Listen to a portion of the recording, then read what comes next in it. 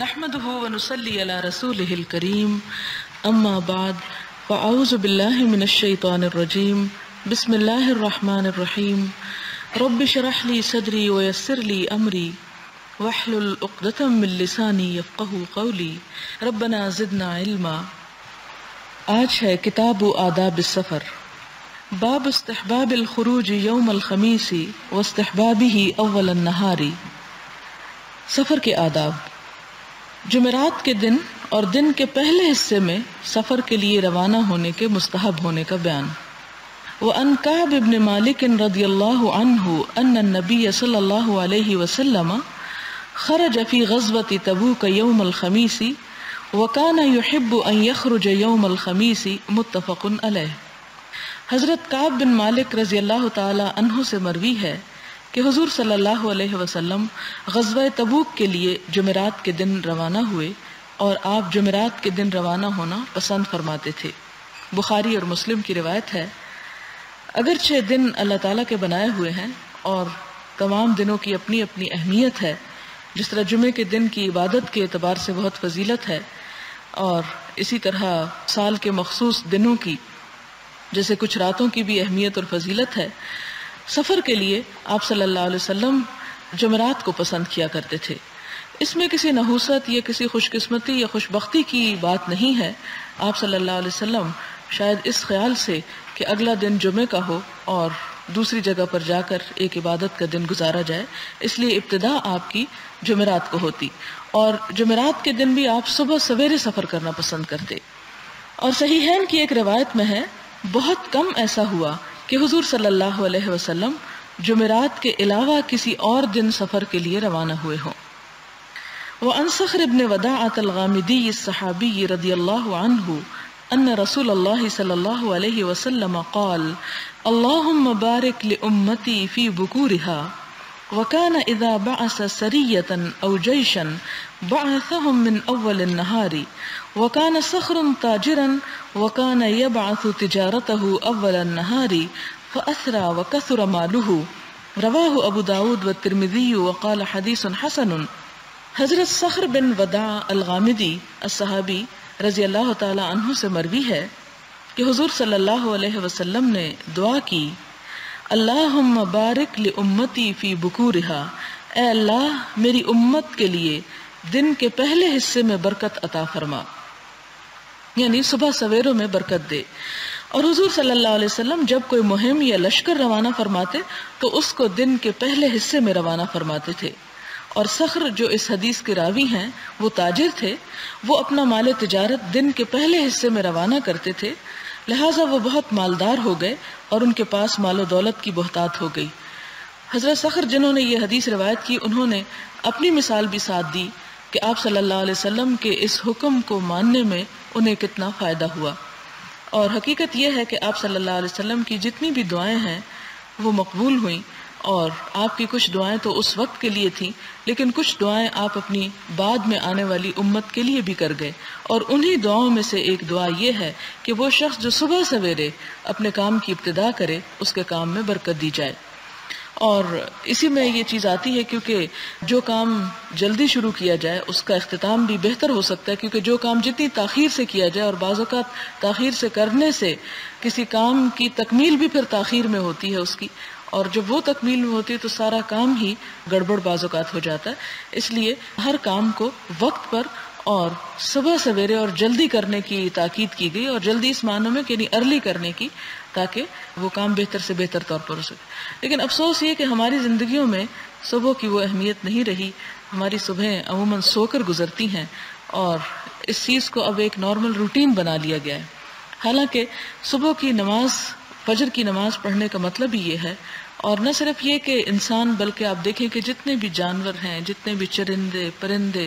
ہر طرح کی مخلوق جو ہے، حتیٰ کہ کیڑے مکوڑے جو ہیں، وہ بھی اپنے بلوں میں صبح کی روشنی کے ساتھ جاگ اٹھتے ہیں، اور انسان کے لیے ان سب چیزوں میں ایک بہت بڑا سبق ہے۔ آپ دیکھیں کہ پھول رات کو کس طرح سو جاتے ہیں، اور صبح کی جب روشنی اٹھتی ہے تو اس کے ساتھ ہی پھول بھی کھلنا شروع کر دیتے ہیں، تو گویا ساری کائنات جو ہے وہ اپنے کام میں، اپنے عمل میں مصروف ہو جاتی ہے۔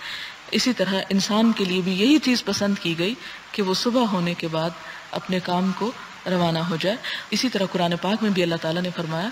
کہ وَجَعَلْنَا النَّهَارَ مَعَاشًا، کہ دن کو ہم نے کام کرنے کا وقت بنایا۔ ہمارے ہاں چونکہ عموماً راتوں کو جاگ کر گزارا جاتا ہے یا لیٹ نائٹ سویا جاتا ہے، جس کی وجہ سے پھر صبح کی نماز بھی مشکل ہوتی ہے، اور نماز کے بعد جاگنا تو ایک انتہائی کٹھن کام ہے۔ لیکن جس شخص کو اس بات کی حرص ہو کہ وہ اللہ کے رسول صلی اللہ علیہ وسلم کی دعا سے فائدہ اٹھائے، اپنی زندگی میں کوئی بہتر عمل کر جائے، کوئی بہترین کام کر جائے جو دنیا کو بھی فائدہ دے اور خود انسان کی اپنی آخرت کو بھی فائدہ دے، تو اس کے لیے ضروری ہے کہ وہ اس عادت کو اپنائے۔ اگلا باب ہے جو سفر ہی سے متعلق ہے، باب استحباب طلب الرفقۃ وتأمیرہم علی انفسہم واحدا یطیعونہ۔ سفر کے لیے سفر کے ساتھی تلاش کرنے، اپنے میں سے ایک کو امیر کارواں بنانے اور اس کی بات ماننے کے مستحب ہونے کا بیان۔ یہاں یہ بتایا جا رہا ہے کہ جب کوئی شخص سفر شروع کرے تو اس کو کیا کچھ کرنا چاہیے، کن کن باتوں کا خیال رکھنا چاہیے۔ پہلی بات تو یہ تھی کہ جلدی شروع کرنا چاہیے سفر، اور دوسری بات اب یہ کہ جب سفر کیا جائے تو اکیلے نہ کیا جائے، اور اگر ایک سے زیادہ لوگ ہوں تو ایک شخص کو ذمہ دار قرار دیا جائے تاکہ باقی لوگ اس کی سربراہی میں اپنے سفر کے تمام معاملات کو طے کریں۔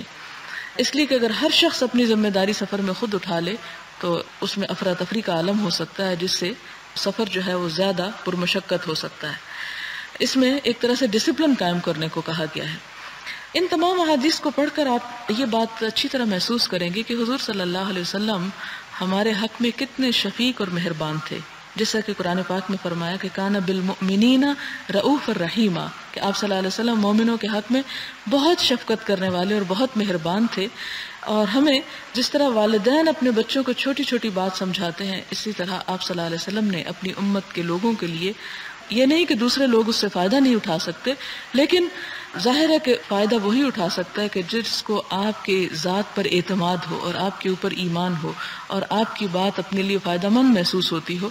لہٰذا ہم دیکھتے ہیں کہ زندگی کے ہر معاملے اور ہر گوشے میں چھوٹی چھوٹی بات کا خیال رکھا گیا۔ یہاں پر جو بات سکھائی گئی وہ یہ ہے، عن ابن عمر رضی اللہ عنہما قال قال رسول اللہ صلی اللہ علیہ وسلم لو ان الناس يعلمون من الوحدة ما اعلم ما سار راكب بليل وحده رواہ البخاری۔ حضرت ابن عمر رضی اللہ تعالی عنہما سے مروی ہے، فرماتے ہیں کہ حضور صلی اللہ علیہ وسلم نے فرمایا، اکیلے سفر کرنے کے جو نقصانات میں جانتا ہوں، اگر وہ لوگوں کو معلوم ہو جائیں تو کوئی سوار رات کو اکیلے سفر نہ کرے۔ اس میں آپ دیکھیں کہ خاص طور پر اس زمانے اور اس دور کے سفر کے طریقہ کار اور ٹرانسپورٹیشن سسٹم کو اگر آپ اپنے ذہن میں رکھیں تو یہ بات اور زیادہ بہتر طور پر واضح ہو سکتی ہے، اور وہ یہ کہ اس زمانے میں لوگ گھوڑوں پر یا اونٹوں پر سواری کیا کرتے تھے، اور جن رستوں سے گزرتے تھے وہ بھی ویران ہوتے تھے، ان میں کوئی روشنی کا انتظام نہیں ہوتا تھا، بعض اوقات کہیں کھانے پینے کا کوئی انتظام نہیں ہوتا تھا، اور رات کے اندھیرے میں بہت سی چیزیں نقصان دہ ثابت ہو سکتی تھیں۔ اور پھر یہ کہ کوئی موٹر گاڑی وغیرہ نہیں ہوتی تھی، جانوروں پر سفر ہوتا تھا، اور اس میں یہ احتمال بھی ہوتا تھا کہ اگر رات کو اکیلے سفر کیا جائے اور خدا نخواستہ کسی جنگلی جانور سے واسطہ پڑ جائے تو اس کا مقابلہ ایک انسان کے کرنے کے بس کی بات نہیں۔ اور آج کے دور میں بھی آپ دیکھیں کہ ہر شخص کو گاڑی میسر نہیں، اب بھی بہت سے لوگ جانوروں پر سواری کرتے ہیں، تو یہ حکم صرف اس دور کے لیے نہیں، آج کے دور کے لیے بھی ہے۔ اور ایون اگر آپ دیکھیں کہ گاڑیوں پر بھی سواری کی جائے اور رات کے وقت اگر کہیں کوئی خرابی ہو جاتی ہے، اور اگر ایک گروہ ہے تو اس کے لیے اس خرابی سے مشکل سے نمٹنا آسان ہوگا، لیکن اگر اکیلا انسان ہے تو وہ دراصل اپنے لیے خطرات مول لے رہا ہے۔ اگلی حدیث حضرت عمرو بن شعیب اپنے باپ سے اور وہ اپنے دادا رضی اللہ تعالیٰ عنہ سے روایت کرتے ہیں، فرمایا حضور صلی اللہ علیہ وسلم کا فرمان ہے، ایک سوار ایک شیطان ہے، دو سوار دو شیطان ہیں، اور تین ہوں تو وہ قافلہ ہے۔ یعنی ایک کو انتہائی ناپسندیدہ قرار دیا گیا۔ عموماً بعض احادیث میں تنہا عورت کے بھی سفر کرنے کو ناپسندیدہ قرار دیا گیا، لیکن صرف وہ عورت کے معاملے میں نہیں، یہاں مرد کے لیے بھی یہی حکم ہے کہ بالکل اکیلا سفر نہ کرے، اور دو کے لیے بھی یہ بات پسند نہیں کی گئی۔ ہاں تین ہو تو وہ ایک قافلہ ہو جاتا ہے، اور قافلے کی صورت میں تین لوگ کسی بھی خطرے یا مشکل سے بآسانی نبٹ سکتے ہیں۔ اگلی حدیث حضرت ابو سعید اور حضرت ابو ہریرہ رضی اللہ عنہما سے مروی ہے، فرماتے ہیں کہ حضور صلی اللہ علیہ وسلم نے فرمایا، جب تین آدمی سفر پر روانہ ہوں تو وہ اپنے میں سے ایک کو امیر بنا لیں، یعنی اپنا رسپانسبل بنا لیں، یعنی اس کے ہاتھ میں اپنے تمام معاملات دے دیں۔ جیسے مثال کے طور پر اگر کسی گاڑی یا جہاز وغیرہ سے بھی سفر کیا جا رہا ہے اور اگر ہر شخص اپنا اپنا ٹکٹ اٹھائے ہوئے ہے اور ہر شخص سامان گن رہا ہے اور ہر شخص چیزیں اٹھا رکھ رہا ہے تو اس سے بہت احتمال ہے کہ کوئی چیز مس پلیس ہو جائے یا اس میں وقت بھی زیادہ خرچ ہوگا۔ حضرت ابن عباس سے روایت ہے، حضور صلی اللہ علیہ وسلم نے فرمایا بہترین ساتھی 4 ہیں۔ بہترین سریہ چھوٹے لشکر کو کہتے ہیں، وہ ہے جس کی تعداد 400 ہو، اور بہترین لشکر وہ ہے جس کی تعداد 4000 ہو، اور 12000 کا لشکر تعداد کی کمی کی وجہ سے کبھی مغلوب نہیں ہوگا۔ یہاں پر عام سفر کے لیے فرمایا کہ 4 لوگوں کا قافلہ ہو تو وہ بہترین قافلہ ہے، یعنی کہیں پر بھی جانے کے لیے۔ اور پھر خاص طور پر آپ یاد رکھیں اس زمانے کے ان پرخطر سفروں کو ذہن میں رکھتے ہوئے اس بات کو سمجھنے کی کوشش کریں۔ اور دوسری طرف بہترین سریہ لشکر، اور لشکر بھی آپ کو معلوم ہے کہ اس دور میں جنگ جو تھی وہ آمنے سامنے ہوتی تھی اور فردن فردن ہوتی تھی، اس لیے اگر چھوٹا لشکر کہیں بھیجنا ہو تو اس کی تعداد کم از کم 400 ضرور ہونی چاہیے تاکہ وہ کسی نرغے میں نہ پھنس جائیں اور دشمن کا شکار نہ ہو جائیں، یعنی 400 لوگ جو ہیں وہ بہترین طریقے پر مقابلہ کر سکتے ہیں۔ اور بہترین لشکر یعنی بڑا لشکر جو ہے اس کی تعداد 4000 ہے، اور 12000 کا لشکر اگر ہو تو وہ بہت ہی اچھا ہے، اس میں کامیاب ہونے کے امکانات اور زیادہ ہیں۔ ہمیں یہ حدیث شاید تھوڑی سی اجنبی لگ رہی ہو، اس کی بات یہ کہ حضور صلی اللہ علیہ وسلم کی جو جنگی اسٹریٹجی تھی اور آپ کی جو جنگی حکمت عملی تھی اس پر کئی کتابیں لکھی جا چکی ہیں، اور یہ فگرز ہمیں دیکھنے میں جس طرح معلوم ہو رہے ہیں کہ یہ بس ایسے ہی شاید آپ نے بول دیا ہوگا 400 اور 4000، ان کے پیچھے بہت کچھ کہا گیا ہے کہ اس میں کیا حکمت تھی کہ آپ نے ایک مخصوص تعداد کو بہترین قرار دیا۔ اگلا باب ہے چلنے، پڑاؤ کرنے، رات گزارنے اور سفر میں سونے کے آداب، اور رات کو چلنے، چوپاؤں کے ساتھ نرمی برتنے، ان کی مصلحت کا خیال رکھنے، اور جو جانوروں کے حقوق میں کوتاہی کرے اس کو ان کے حقوق ادا کرنے کی تلقین کرنے کے پسندیدہ، اور اگر سواری میں طاقت ہو تو کسی آدمی کو اپنے پیچھے سوار کر لینے کے جواز کا بیان۔ پہلی حدیث حضرت ابو ہریرہ رضی اللہ تعالیٰ عنہ سے مروی ہے کہ حضور صلی اللہ علیہ وسلم نے فرمایا جب تم سرسبز علاقے میں سفر کر رہے ہو تو اونٹوں کو زمین میں سے ان کا حصہ ادا کرو۔ ظاہر ہے کہ وہ سبزہ ان کے کھانے کی چیز ہے، جب جانور گزرتے ہوں گے تو ان کا دل للچاتا ہوگا اس کو دیکھ کر، تو آپ نے فرمایا کہ اس میں سے ان کو حق دو، یعنی سفر کرنے کے ساتھ ان کو تھوڑی دیر کے لیے کھلا چھوڑ دو زمین میں تاکہ وہ کچھ کھا پی لیں۔ اور جب تم چٹیل زمین میں سفر کرو یعنی پتھریلی زمین ہو تو اونٹوں کو تیز چلاؤ تاکہ وہ تیزی سے وہاں سے گزر جائیں، اور اونٹوں کے مغز یعنی طاقت کے ختم ہونے سے پہلے منزل پر پہنچنے کے لیے جلدی کرو، کیونکہ وہ بھی ایک جان ہے اور اس جان کا بھی حق ہے اور اس کا تم لحاظ رکھو۔ اور پھر جب تم رات کے لیے پڑاؤ کرو یعنی راستے میں کہیں رکنے کی ضرورت پیش آ جائے تو راستے سے ہٹ کر پڑاؤ کرو، عین سڑک کے اوپر مت لیٹ جاؤ، کیونکہ وہ چوپاؤں کے راستے اور رات کو کیڑے مکوڑوں کی پناہ گاہیں ہیں، یعنی مخصوص جگہوں پر ہی انسان کو قیام کرنا چاہیے، ایسی جگہوں پر رات کو نہیں رکنا چاہیے کہ جہاں انسان کو درندوں کے خطرات ہوں یا کیڑے مکوڑوں کا خطرہ ہو۔ اس میں آپ دیکھتے ہیں کہ انسان کو توکل کا بھی طریقہ بتایا گیا کہ جب انسان کسی بھی کام کو کرنے لگے تو صرف یہ نہ سوچے کہ میں تو کر رہا ہوں اور میری حفاظت اللہ کے ذمہ ہے، نہیں، آپ صلی اللہ علیہ وسلم نے فرمایا اعقل و توکل، پہلے اپنی سواری کو باندھو، اپنا انتظام کرو اور اس کے بعد بھروسہ کرو، توکل کرو۔ پھر اسی طرح آپ صلی اللہ علیہ وسلم نے یہ بھی جو فرمایا کہ اونٹوں کو ان کا حق دو، تو اس کا مطلب یہ ہے کہ ان کو آہستہ اور نرمی سے چلاؤ تاکہ وہ چلتے چلتے چر سکیں، یعنی ایک تو اس کا معنی یہ ہے کہ اونٹ کھول دو تاکہ وہ کچھ دیر کے لیے چر سکیں، ان کو بیچ میں وقفہ دو آرام کا، اور دوسرا معنی یہ بھی ہے کہ اگر سبزے کے اوپر سے اونٹ گزر رہا اور وہ زمین پہ منہ مارنا چاہے تو اس کی رفتار جو ہے وہ کم کر دو تاکہ وہ کچھ جاتے جاتے کھا بھی سکے، کیونکہ انسان اور جانور کے کھانے میں فرق یہی ہے کہ انسان وقت پہ کھاتا ہے اور ضرورت کا کھاتا ہے، جبکہ جانور ہر جگہ منہ مارتے ہیں اور وقت بے وقت کھاتے رہتے ہیں۔ پھر اسی طرح اگلی حدیث ہے حضرت ابو قتادہ رضی اللہ تعالی عنہ سے مروی ہے، فرماتے ہیں حضور صلی اللہ علیہ وسلم جب سفر پر ہوتے اور رات کو پڑاؤ فرماتے یعنی رکتے کہیں پر تو اپنے دائیں پہلو پر لیٹ جاتے، اور اگر آپ صبح سے ذرا پہلے پڑاؤ کرتے تو اپنا ہاتھ کھڑا کرتے اور سر کو ہتھیلی پر رکھتے۔ اس میں حکمت کیا ہے کہ جب رات کو لیٹتے تو دائیں پہلو پہ لیٹتے، گویا آپ سونے کی تیاری کر رہے ہیں اور سو جاتے، لیکن جب آپ صبح سے ذرا پہلے یعنی نماز کا وقت قریب ہوتا تو پھر گہری نیند نہ سوتے بلکہ سوتے وقت اپنا ہاتھ کھڑا کرتے، اور ہاتھ کھڑا کرنے سے مراد یہ ہے کہ جیسے اپنا سر اس جگہ پر رکھ لیا جائے اور بازو کو نیچے لٹانے کی بجائے اس کو کھڑا کر لیا جائے، جو کہ اس بات کی علامت ہو کہ سونے والا پوری طرح نہیں سو رہا اور وہ جلد اٹھ جائے گا۔ اس حدیث کی تفسیر میں علماء کہتے ہیں کہ آپ صلی اللہ علیہ وسلم اس لیے ہاتھ کو کھڑا رکھتے تاکہ نیند میں زیادہ مشغول نہ ہو جائیں اور کہیں نماز فجر کا وقت نہ نکل جائے یا اول وقت نہ گزر جائے، اور اس میں یہ زیادہ احتمال ہوتا ہے کہ اگر انسان رات بھر سفر کرنے کے بعد تھک چکا ہو تو نیند بھی بہت گہری آتی ہے۔ اگلی حدیث حضرت انس رضی اللہ تعالی عنہ سے مروی ہے، فرماتے ہیں حضور صلی اللہ علیہ وسلم نے فرمایا رات کو سفر کیا کرو کیونکہ رات کو زمین لپیٹ دی جاتی ہے، یعنی رات کا سفر آسان ہوتا ہے۔ اور خاص طور پر عربوں کے ہاں آپ جانتے ہیں کہ دن کو اتنی شدید دھوپ ہوتی ہے، اتنی شدید گرمی ہوتی ہے کہ اس میں انسان خود بھی نڈھال ہو جاتا ہے اور جانور بھی نڈھال ہو جاتے ہیں، اور اس کے علاوہ یہ ہے کہ دن میں بے شمار ادھر ادھر چیزیں نظر آتی رہتی ہیں جس کے لیے انسان کبھی کسی طرف توجہ کرتا ہے کبھی کسی طرف۔ اسی طرح جانوروں کو جب راستے میں کوئی کھانے پینے کی چیز نظر آ جائے تو وہ رک جاتے ہیں، لیکن رات کو جب سفر کیا جائے تو انسان یکسوئی کے ساتھ سفر کرتا چلا جاتا ہے۔ تو زمین کو لپیٹ دیے جانے کا مطلب یہ نہیں کہ زمین سکڑ جاتی ہے، بلکہ انسان کا سفر تیز ہو جاتا ہے، اور جب انسان قدم اٹھاتا ہے تو آپ یوں ہی محسوس کریں گے کہ جیسے وہ زمین کو لپیٹ رہا ہو۔ اس کا چلنا جو ہے اس کو دراصل زمین کے لپٹنے سے تعبیر کیا گیا۔ اور اس کے علاوہ وہ ایک دعا بھی ہے کہ جب سفر پر انسان جائے تو وہ پڑھے کہ اللہم اطوی لنا البعد وہون علینا السفر، جس کا مطلب ہے کہ اللہ ہماری دوری کو لپیٹ دے، یعنی دوری کو کم کر دے، اس مسافت کو ہمارے لیے ہلکا کر دے، وہون علینا السفر، اور ہمارا سفر ہمارے لیے آسان کر دے۔ اس کے بعد اگلی حدیث ہے حضرت ابو ثعلبہ سے مروی ہے، فرمایا جب لوگ کسی مقام پر پڑاؤ کرتے تو مختلف گھاٹیوں اور وادیوں میں بکھر جاتے تھے۔ حضور صلی اللہ علیہ وسلم نے فرمایا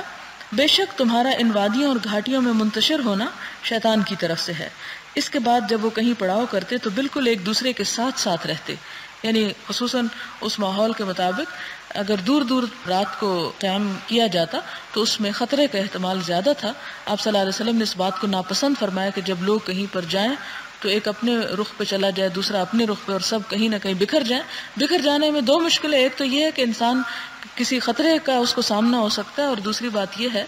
کہ جب دوبارہ سفر کرنے کی ابتدا کرنا ہو تو اس وقت سب کو جمع کرنا اور سب کو اکٹھا کرنا اور سب کو بلانا مشکل ہوتا ہے۔ اس لیے آپ صلی اللہ علیہ وسلم نے سب کو ایک جگہ رہنے کی اور قریب قریب رہنے کی تلقین فرمائی۔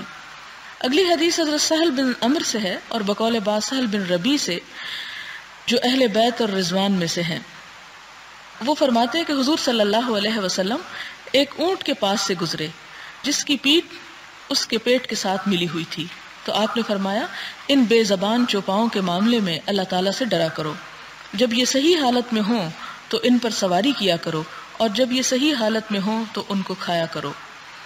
اس میں دو تین باتیں ہمیں پتہ چلتی ہیں۔ پہلے تو صحابی کا تعارف کرایا گیا سہل بن عمر کا، جو اہل بیت الرضوان میں سے ہے۔ بیت الرضوان آپ سب کو معلوم ہے کہ صلح حدیبیہ کے موقع پر ہوئی تھی، جس کا سورۃ الفتح میں ذکر آتا ہے کہ لقد رضی اللہ عن المؤمنین اذ یبایعونک تحت الشجرۃ، کہ اللہ تعالیٰ راضی ہو گیا ان مومنوں سے جو اس درخت کے نیچے آپ سے بیعت کر رہے تھے۔ تو وہ درخت جو تھا جسے حضرت عمر کے زمانے میں کٹوا دیا گیا کیونکہ لوگ اس درخت کی بہت تعظیم کرنے لگے، تو انہیں ڈر پیدا ہو گیا کہ کہیں یہ درخت بھی شرک کا گڑھ نہ بن جائے۔ بیعت کی تفصیلات میں تو اس وقت میں نہیں جاتی، لیکن آپ کو معلوم ہوگا کہ جب حضرت عثمان رضی اللہ تعالیٰ عنہ کو حضور صلی اللہ علیہ وسلم نے مکہ روانہ کیا اور ان کی واپسی کی پھر کوئی اطلاع نہیں مل رہی تھی اور یہ افواہ اڑ گئی کہ حضرت عثمان کو شہید کر دیا گیا، تو ان کے خون کا بدلہ لینے کے لیے جتنے بھی ساتھی آپ صلی اللہ علیہ وسلم کے ساتھ آئے تھے ان سب کو جمع کر کے عہد لیا گیا کہ اب وہ پیچھے نہیں پلٹیں گے اور دشمنوں سے انتقام لیں گے، کیونکہ انہوں نے غداری کی ہے۔ لیکن بعد میں یہ افواہ غلط ثابت ہوئی اور کوئی جنگ بھی نہیں ہوئی۔ اس کے بعد اصل حدیث جس ریفرنس میں آ رہی ہے وہ یہ ہے کہ آپ صلی اللہ علیہ وسلم ایک اونٹ کے پاس سے گزرے جس کی پیٹھ اس کے پیٹ کے ساتھ ملی ہوئی تھی، یعنی انتہائی بھوکا تھا، ہڈیوں کا ڈھانچہ بن چکا تھا۔ تو آپ نے فرمایا ان بے زبان جانوروں کے معاملے میں اللہ تعالیٰ سے ڈرا کرو، یعنی یہ تو تمہیں بول کر نہیں اپنی تکلیف بتا سکتے، لیکن اللہ تعالیٰ تمہیں دیکھ رہا ہے اور وہ تم سے حساب لے گا، لہٰذا اس کی پکڑ سے بچو۔ اور پھر آپ نے فرمایا کہ جب یہ صحیح حالت میں ہو تو ان پہ سواری کیا کرو، یعنی اگر کوئی اونٹ لاغر ہے، کمزور ہے، بیمار ہے، چلنے کے قابل نہیں تو اس پر سواری بھی مت کرو۔ اس سے آپ اندازہ لگائیں کہ آپ صلی اللہ علیہ وسلم کتنے شفیق اور مہربان تھے کہ انسانوں کا ہی نہیں بلکہ جانوروں تک کے حقوق کا خیال انہوں نے رکھا، اور فرمایا کہ جب صحیح حالت میں ہو تو ان کو کھایا کرو۔ یعنی جو جانور ذبح کیا جائے وہ بھی صحت مند ہونا چاہیے، کیونکہ انسان کی خوراک انسان کے جسم پر اور اس کی صحت پر، اس کے خیالات پر اور بہت سی چیزوں پر اثر انداز ہوتی ہے. تو بیمار جانور کے کھانے سے بیماریوں کے پیدا ہونے کا اندیشہ ہے. اس لیے آپ نے نہ صرف یہ کہ سفر کا ادب بتایا بلکہ ساتھ ہی ان کے گوشت کو استعمال کرنے کے لیے بھی طریقہ بتایا کہ کس حالت میں اور کب استعمال کیا جائے. اگلی حدیث حضرت ابو جعفر عبداللہ بن جعفر رضی اللہ تعالی عنہما سے مروی ہے. فرمایا ایک روز حضور صلی اللہ علیہ وسلم نے مجھے اپنے پیچھے سوار کر لیا اور مجھ سے ایک راز کی بات فرمائی جو میں کسی کو نہیں بتاتا. حضور صلی اللہ علیہ وسلم قضاء حاجت کے لیے کسی بلند اونٹ یا کھجوروں کے جھنڈ یعنی باغ کے پردے میں تشریف لے جانا زیادہ پسند فرماتے تھے. حضور صلی اللہ علیہ وسلم ایک انصاری کے باغ میں داخل ہوئے، اور مسلم نے تو اسی طرح حدیث مختصر روایت کی، اور برقانی نے مسلم کی اسناد سے حائش نخل کے بعد یہ اضافہ کیا کہ حضور صلی اللہ علیہ وسلم انصار میں سے ایک شخص کے کھجوروں کے باغ میں داخل ہوئے. وہاں ایک اونٹ تھا. جب اس نے حضور صلی اللہ علیہ وسلم کو دیکھا تو وہ بلبلا اٹھا، اس کی آنکھوں سے پانی بہہ نکلا. حضور صلی اللہ علیہ وسلم اس کے پاس تشریف لے گئے اور اس کی کوہان اور اس کے سر کے پچھلے حصے پر ہاتھ پھیرا. وہ اونٹ پرسکون ہو گیا. حضور صلی اللہ علیہ وسلم نے فرمایا اس اونٹ کا مالک کون ہے؟ یہ اونٹ کس کا ہے؟ ایک انصاری جوان حاضر ہوا اور اس نے عرض کیا یا رسول اللہ صلی اللہ علیہ وسلم یہ اونٹ میرا ہے. آپ نے فرمایا کیا تو اس بے زبان جانور کے بارے میں اللہ تعالیٰ سے نہیں ڈرتا جس نے تجھے اس کا مالک بنایا؟ وہ میرے سامنے شکایت کر رہا ہے کہ تو اس کو بھوکا رکھتا ہے اور اس کو تھکا دیتا ہے. اس سے آپ اندازہ لگائیں کہ آپ صلی اللہ علیہ وسلم کو جانوروں سے کتنی محبت تھی اور جانور بھی آپ سے کتنے مانوس تھے. اس میں بنیادی طور پر جو حدیث ہے اس میں دو باتیں پتہ چلتی ہیں. ایک تو یہ ہے کہ حضور صلی اللہ علیہ وسلم جب رفع حاجت کے لیے جاتے تو ایسی جگہ پر جاتے جہاں ان کو کوئی دیکھ نہ سکتا، یعنی دوسروں کے سامنے اپنا سطر نہیں کھولتے تھے. آپ سب جانتے ہیں آج کل بھی اور اس دور میں بھی دیہاتوں وغیرہ میں گھروں میں ٹوائلٹس نہیں ہوتے تھے، رفع حاجت کے لیے باہر ہی جانا پڑتا تھا، جس کے لیے آپ صلی اللہ علیہ وسلم ایسی جگہ کا انتخاب فرماتے کہ جس میں پوری طرح پردہ پوشی ہو سکے. دوسری بات یہ کہ آپ صلی اللہ علیہ وسلم اپنی کسی ایسی حاجت کے لیے جب گئے تو ایک اونٹ دیکھا کہ جو آپ کو دیکھ کر بلبلانا شروع ہو گیا، یعنی گویا کہ رونا شروع ہو گیا اور اس کی آنکھوں سے بھی آنسو بہ رہے تھے. تو اس میں آپ صلی اللہ علیہ وسلم کو محسوس ہوا کہ اس اونٹ کو کچھ تکلیف ہے یا غم زدہ ہے. آپ اس کے پاس گئے اور اس کے سر پہ اسی طرح ہاتھ پھیرے جیسے کسی اپنے بچے کے اوپر یا محبت اور شفقت کے ساتھ کسی انسان کے ساتھ معاملہ کیا جاتا ہے.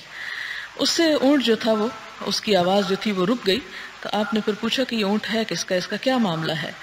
تو جس شخص کا اونٹ تھا وہ حاضر کیا گیا. تو آپ نے فرمایا کہ کیا تم اس بے زبان جانور کے بارے میں اللہ سے نہیں ڈرتے ہو کہ اس نے تمہیں اس کا مالک بنایا اور تمہیں اللہ کو اس کے بارے میں حساب دینا ہے، لہٰذا اس کے ساتھ ظلم و ستم مت کرو. اور آپ نے ساتھ ہی یہ بھی فرمایا کہ یہ اونٹ مجھ سے شکایت کر رہا ہے کہ تو اس کو بھوکا رکھتا ہے. یعنی آپ صلی اللہ علیہ وسلم نے اونٹ کے بولنے کے انداز سے، بولنے کے طریقے سے یہ اندازہ لگا لیا کہ اونٹ بھوکا ہے. اور اس میں آپ دیکھیں کہ جب جانوروں کی بھوک کا اتنا خیال رکھا گیا اور ان کو بھوکا رکھنے سے منع کیا گیا تو پھر انسانوں کی بھوک اور اس کا انتظام جو ہے وہ کتنے بڑے درجے کی نیکی ہے، کیونکہ بہرحال انسان کی قدر و قیمت جانوروں سے زیادہ ہے. اسی لیے آپ سب جانتے ہیں کہ کھانا کھلانا جو ہے وہ جنت میں لے جانے والے کاموں میں سے ہے، اور خاص طور پر کسی بھوکے کو کھانا کھلانا. اگلی حدیث ہے حضرت انس سے روایت ہے. فرمایا جب ہم پڑاؤ کرتے تو ہم کجاووں کو کھولنے سے پہلے تسبیح یعنی نفل نماز نہیں پڑھتے تھے. یعنی جب ہم کسی جگہ پر پہنچتے اور اپنے جانوروں کو کھولتے، کجاوا جیسا کہ آپ جانتے ہیں کہ اس لکڑی کو کہتے ہیں، یہ لکڑی کے بنی ہوئی اس سیٹ کو کہتے ہیں کہ جو اونٹ کے اوپر رکھی جاتی ہے، کیونکہ ڈائریکٹ اونٹ کی پشت پہ نہیں بیٹھا جاتا، اس سیٹ پر بیٹھا جاتا ہے. تو اس کو چونکہ ظاہر ہے کہ جانور بھی جب مسلسل سفر کر کے آئے تو تھکا ہوا ہوتا ہے اور اس کے سمیت تو وہ آرام نہیں کر سکتا، اس لیے صحابہ کرام فرماتے ہیں کہ ہم پہلے ان کو اتارتے اور انہیں ریلیکس کرتے اور اس کے بعد ہم نفل نماز اور تسبیح ذکر وغیرہ کرتے. یعنی اس سے یہ پتہ چلتا ہے کہ کسی کو مشکل سے نجات دینا اور کسی کی مصیبت میں کام آنا تسبیح اور نفل سے زیادہ افضل ہے. یہ نہیں کہ اس کا مطلب کہ ہم تسبیح چھوڑ دیں، یا یہ نہیں کہ ہم نفل ہی پڑھنا چھوڑ دیں اور یہ کہیں کہ ہم ہر وقت خدمت خلق کے کاموں میں ہی رہیں. تسبیح کا اپنا اجر و ثواب ہے، نفل کا اپنا اجر و ثواب ہے. یہاں جو بات پتہ چل رہی ہے وہ یہ کہ اگر ان دو چیزوں میں سے کسی ایک کو پہلے کرنے کا موقع ملے تو پہلے جانوروں کی خدمت کی جائے اور اس کے بعد ذکر کیا جائے. یعنی اللہ تعالیٰ کی عبادت اور اس کا نام تو کسی وقت بھی لیا جا سکتا ہے، لیکن اگر ایک چیز تکلیف میں ہے تو اس کی تکلیف کو دور کیے بغیر اگر انسان صرف یہی کام کرتا رہے تو وہ اتنے زیادہ ثواب کے باعث نہیں ہے. جیسا کہ آپ جانتے ہیں کہ ایک عورت نے ایک بلی کو بھوکا باندھے رکھا اور بلی کو بھوک سے مار دیا، تو آپ صلی اللہ علیہ وسلم نے فرمایا کہ عورت جہنم میں ہے کہ جس نے اپنی بلی کو ستایا. تو ایک جانور کو ستانے پر بھی اتنی شدید وعید آپ نے سنائی. تو جانوروں کا خیال جو ہے اور جانوروں کا احساس جو ہے اور جانوروں کی بھوک اور پیاس اور دیگر ضروریات کا خیال رکھنا، یہ بھی ایک نیکی اور ثواب کا کام ہے. اس کے بعد اگلا باب ہے باب اعانت الرفیق، دوست کی مدد کرنے کا بیان، کہ سفر میں جو ساتھی ہوتے ہیں ان کا خیال رکھنا چاہیے اور ان کو اگر کسی چیز کی ضرورت ہے تو اس ضرورت کو پورا کرنا چاہیے. آپ سب جانتے ہیں کہ قرآن پاک میں زکوٰۃ کے اور صدقات کے جہاں مصارف کا بیان ہے کہ کہاں کہاں دی جائے، وہاں ہر موقع پر آپ نے وابن السبیل کا ذکر ضرور پڑا ہوگا کہ مسافروں پر بھی خرچ کی جائے. مسافر اپنے گھر میں خواہ کتنا ہی مالدار کیوں نہ ہو، اگر سفر کی حالت میں وہ کنگال ہو گیا ہے یا اس کے پاس کوئی پونجی نہیں ہے تو اس صورت میں زکوٰۃ تک کے مال سے اس کی مدد کی جا سکتی. ہاں یہ الگ بات ہے کہ جب وہ اپنے سفر سے لوٹے تو اتنے پیسے صدقہ کر دے، اور اگر نہ بھی کرے تو اس پر گناہ نہیں ہے. یہاں پر ہم دیکھتے ہیں کہ اس موضوع کے متعلق بہت سی احادیث ہیں. یہاں پر سب سے پہلی حدیث یہ ہے کہ واللہ فی عون العبد ما کان العبد فی عون اخیہ، اور پھر فرمایا کہ کل معروف صدقہ واشباہہما. حضور صلی اللہ علیہ وسلم کا فرمان ہے اللہ تعالیٰ بندے کی مدد کرتا رہتا ہے جب تک بندہ اپنے بھائی کا مددگار رہتا ہے. یعنی جو انسان انسانوں کی مدد کرتا ہے اللہ تعالیٰ اس کی مدد فرماتا ہے. اور پھر فرمایا کہ ہر نیکی صدقہ ہے. یعنی صدقہ صرف یہ نہیں کہ انسان پیسہ خرچ کرے، وہ تو ہے ہی صدقہ، لیکن کسی قسم کی کوئی بھلائی جب انسان دوسرے کے ساتھ کرتا ہے تو وہ بھی ایک طرح سے صدقہ شمار ہوتا ہے. اور اس میں کسی بھولے ہوئے کو رستہ دکھا دینا، کسی کو اپنی سواری پر سوار کر لینا، کسی کو کھانا کھلا دینا، کسی کو ہسپتال میں دکھا دینا، کسی کی تیمارداری کر دینا، کسی بہرے کو اونچا بول کے سنوانا، یعنی کسی انسان کی کسی بھی طرح کوئی مدد جو انسان کر سکتا ہے اس تمام چیز کو صدقہ شمار کیا گیا. حضرت ابو سعید خدری رضی اللہ تعالی عنہ سے مروی ہے، فرمایا ہم سفر میں تھے کہ ایک آدمی اپنی سواری پر سوار ہو کر آیا اور اس نے دائیں بائیں نگاہ دوڑانا شروع کر دی. تو حضور صلی اللہ علیہ وسلم نے فرمایا جس کے پاس فالتو سواری ہو تو وہ اسے دے دے، جس کے پاس سواری نہیں ہے، اور جس کے پاس فالتو زاد راہ ہو تو وہ اس کو دے دے جس کے پاس زاد راہ نہیں ہے. اور آپ نے اسی طرح مال کی مختلف اقسام کا ذکر کیا، حتیٰ کہ ہم نے یہ محسوس کیا کہ ہم میں سے کسی کا فالتو مال پر کوئی حق نہیں ہے. یہ سفر کے بارے میں خاص طور پر یہ حکم ہے کہ انسان جب سفر میں ہو اور اس کے پاس کھانے کی چیز ہے یا سواری ہے یا ضرورت کی چیز ہے اور اس کے ساتھی کے پاس نہیں ہے تو اسے نظر انداز نہیں کرنا. خود کھانے سے پہلے اسے بھی ساتھ شریک کرنا ہے. صرف یہ نہیں کہ خود سوار ہے اور دوسرا ساتھ پیدل چلتا چلا آ رہا ہے تو کہے کہ اس میں میرا کیا قصور ہے، اس کا اپنا قصور ہے کہ اس کی سواری نہیں ہے. نہیں، اگر کوئی افورڈ نہیں کر سکتا تو دوسرے شخص کو اس کی ہر طریقے سے مدد کرنی چاہیے. آپ کو اگر یاد ہو کہ موجودہ دور میں ایک بہت بڑے اسکالر ہیں محمد اسد، انہوں نے قرآن پاک کا ٹرانسلیشن بھی کیا ہے، صحیح بخاری کا بھی ایک والیوم ٹرانسلیٹ کیا ہے، اس کے علاوہ بہت خوبصورت کتابیں انگریزی میں لکھی ہوئی ہیں. یہ یہودی تھے اور پھر مسلمان ہوئے، اللہ تعالیٰ نے اسلام کی نعمت انہیں عطا کی. وہ اپنی جو بیبلوگرافی ہے یا اسی قسم کی کتاب، اس میں اپنے مسلمان ہونے کا جو واقعہ لکھتے ہیں اس میں ایک چھوٹا سا قصہ اس میں ذکر کرتے ہیں. وہ یہ کہتے ہیں کہ اسلام کے بارے میں میری محبت میرے دل میں کیسے پیدا ہوئی یا اسلام سے میں قریب کس طرح ہوا. اس میں ایک واقعہ وہ یہ کہتے ہیں کہ میں اردن سے عقبہ سے مصر کی طرف ریڈ سی کے ذریعے جا رہا تھا تو جہاز میں سوار تھا. جہاز میں مختلف طرح کے لوگ تھے، ہلا گلا تھا، کوئی کھا پی رہا تھا، کوئی کچھ کر رہا تھا، اور میرے سامنے والی سیٹ پر ایک بدو بھی سوار تھا. بدو یعنی کوئی عرب تھا. جب بھوک لگی اس کو تو اس نے اپنی ٹوکری میں سے کپڑے میں لپٹی ہوئی ایک روٹی نکالی جو سوکھ چکی تھی، اور اس نے کھانے سے پہلے اس روٹی کو 2 ٹکڑے کیا اور مسکرا کر مجھے پیش کیا. تو کہتے ہیں کہ اس سوکھی روٹی کو مسکرا کے مجھے پیش کرنا جو تھا، اس نے میرے دل میں اتنی محبت پیدا کی اور اتنا گہرا اثر پیدا کیا کہ میں سوچنے پہ مجبور ہو گیا کہ یہ کون سا دین یا کون سی چیز ہے کہ جس نے اس انسان کا دل اتنا بڑا کر دیا ہے کہ اس کے پاس ایک روٹی ہے اور وہ بھی سوکھی ہوئی، اور وہ اس میں سے مجھے بھی حصہ دے رہا ہے. تو یہ ایک سفر میں اگر انسان کا اخلاق عمدہ ہو تو انسان بعضوں کا سوچ نہیں سکتا کہ اس عمدہ اخلاق کے کہاں کہاں تک نتائج پہنچ سکتے ہیں. اب ظاہر ہے کہ اس بدو بیچارے کو تو خبر بھی نہیں ہوگی کہ کس شخص نے مجھ سے کیا سیکھا اور پھر اس پر کیا عمل کیا، اور اس کے بعد وہ جو مسلمان ہوا اور جو کچھ لکھا اور اسلام کی خدمت ہوئی. تو یہ جتنا کچھ اس شخص کی نیکی ہے اس کا حصہ اس بدو کو بھی ملے گا، کیونکہ اسلام میں صدقہ جاریہ اسی چیز کو کہتے ہیں. کیونکہ سورۃ یاسین میں بھی آتا ہے نا، نکتب ما قدموا وآثارہم، ہم لکھ رہے ہیں جو انہوں نے خود آگے بھیج دیا اور جو وہ پیچھے چھوڑ کے گئے، یعنی اپنے اچھے عمل بعد کے لوگ اس روشنی سے فائدہ اٹھاتے رہے. اب آپ دیکھیں کہ حضرت عمر کے پاس ایک شخص آیا جو کسی کی گواہی دینے کے لیے آیا تھا، اس کے بارے میں بتانے کے لیے، اور کہنے لگا کہ یہ شخص بہت نیک ہے. تو آپ نے اس سے دو باتیں پوچھی کہ جس کے بارے میں تم گواہی دے رہے ہو کہ یہ بہت اچھا ہے، کیا تم نے اس کے ساتھ سفر کیا ہے؟ تو اس نے کہا نہیں، سفر تو نہیں کیا. کہا کیا تم اس کے پڑوس میں رہے ہو؟ کہا نہیں، پڑوس میں بھی نہیں رہے. کہا پھر تم اسے اچھا کیسے کہتے ہو؟ کسی انسان کی اچھائی، خوبی اور بھلائی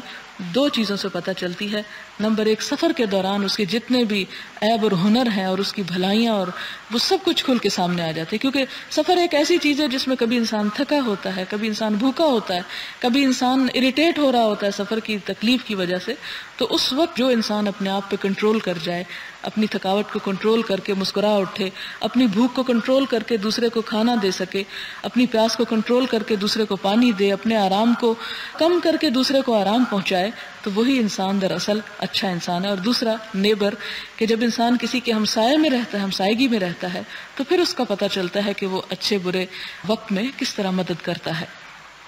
تو اس میں بھی آپ دیکھیں کہ خاص طور پر سفر، لیکن افسوس کے ساتھ کہنا پڑتا ہے کہ ہمارے ہاں سفر یہ ہے کہ کسی بھی جہاز پر یا کسی بس پر یا کسی سواری پر سوار ہوتے لوگوں کو آپ دیکھ سکتے ہیں کہ ہر شخص ایک دوسرے سے پہلے بھاگ رہا ہوتا ہے کہ وہ جا کر سب سے پہلے اچھی سیٹ لے لے.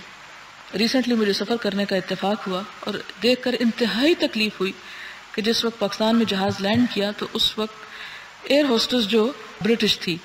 وہ بیچاری چیخ چیخ کر کہہ رہی ہے کہ جب تک جہاز نہ رک جائے آپ لوگ اپنی سیٹوں پہ بیٹھے رہیں، اور سوائے ہم دونوں کے اور چند لوگ، دو چار کوئی اور ہوں گے، آپ یقین کریں کہ پورے کے پورے لوگ، جہاز ابھی ہلکا ہلکا چل ہی رہا تھا، وہ سب کھڑے ہو کے فوراً اپنا سامان نکالنے لگے. اور یوں ایک ہنگامہ اور عالم بدتمیزی تھا کہ شرم سے نگاہیں جھک گئی کہ ہمارا قومی کردار کیا ہے اور ہم کس طرف جا رہے ہیں. یعنی جہاز رکے گا، سب کو اترنا ہے، وہ دوبارہ واپس اس میں نہیں لے جائیں گے آپ کو، اس میں سے آپ کو نکلنا ہی ہے. اور پھر یہ کہ جب آپ نکلیں گے تو آپ کو بس بھی مل جائے گی، اور بس سیٹوں والی نہیں ہے کہ سب بیٹھیں گے، آپ کو بہرحال کھڑے ہی ہونا ہے، اور پھر آپ کو آگے بھی جانا ہے، اور سب نے اسی قطار سے نکلنا ہے. اگر 5 منٹ آگے کیا اور پیچھے کیا، لیکن ایک عالم بدتمیزی ہوتا ہے، اتنی تکلیف ہوتی ہے. اور پھر جو ہی سیڑھی لگی دھڑ دھڑ لوگ نیچے اترے اور کوئی بس موجود نہیں تھی. پورے وہ رن وے کے اوپر گٹھڑیاں اٹھائے سب اس طرح ایک نظارہ پیش کر رہے تھے کہ، اور پھر جو ہی بس آئی تو پھر وہی دھکم پیل. اور پھر جب بس میں بیٹھے تو لوگوں نے، کسی نے ایک یعنی شخص خود بیٹھا ہے اور ادھر بھی اپنا سامان سیٹ پہ رکھا ہوا ہے اور ادھر بھی رکھا ہوا ہے اور لوگ کھڑے ہیں. تو یہ ہمارے ایک یعنی یہ کون سا اسلامی اخلاق ہے؟ یعنی یہ کس قسم کا کہ ہم اپنے بارے میں اتنے خود غرض ہیں، اتنے حریص ہیں. حالانکہ ہمارا اخلاق اور کردار تو وہ ہونا چاہیے کہ اگر کوئی بڑا ہے، کوئی بوڑھا ہے، کوئی بچہ ہے، کوئی عورت ہے، کوئی ضرورت مند ہے، تو ہم آنکھیں کھول کر رکھیں کہ کہیں وہ ہماری مدد کا محتاج تو نہیں، اور ہم اٹھ جائیں اور اس کو بٹھائیں. لیکن